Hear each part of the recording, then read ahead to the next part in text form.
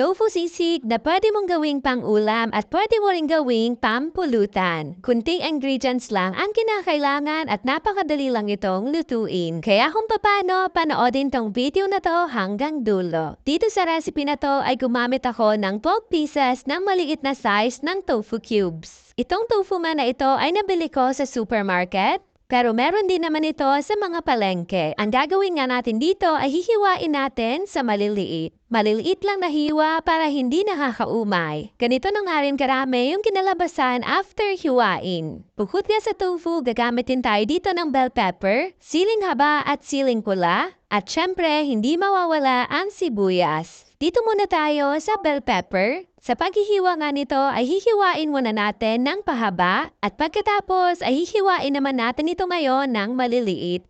I-set aside muna ito at dito naman tayo sa siling haba. Dito sa recipe na to ay gagamit ako ng 2 piraso na siling haba. Pagkatapos ko nga itong ma-slice ay sinunod ko na rin itong 1 pirasong siling pula. At ang panghuli naman ay itong sibuyas. Hiwain lang muna natin at imimince naman natin ito. Pagka natapos na nga natin ay set aside muna. Dahil uunahin muna nating lutuin itong nahiwa nating tofu. Sa pagluluto nga nito ay lulutuin natin sa lubog na mantika.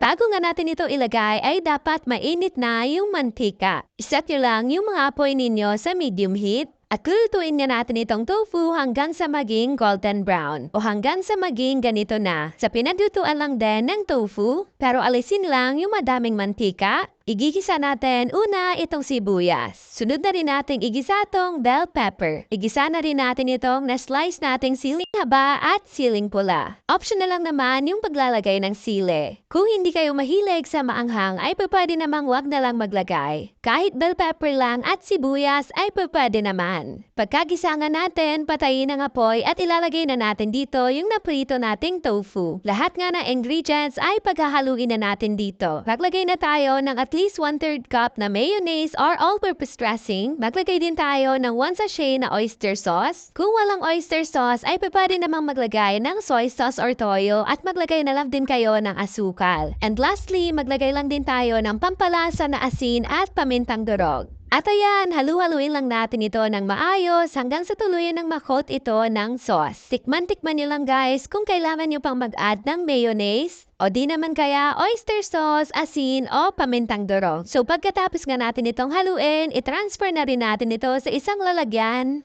At pwedeng-pwede na nga natin itong tikman. Ito nga yung luto sa tofu na paborito ko. Kahit paulit-ulit kong niluluto ay hindi talaga ako nang sasawa. Kaya itry nyo na rin dahil napakasarap nito.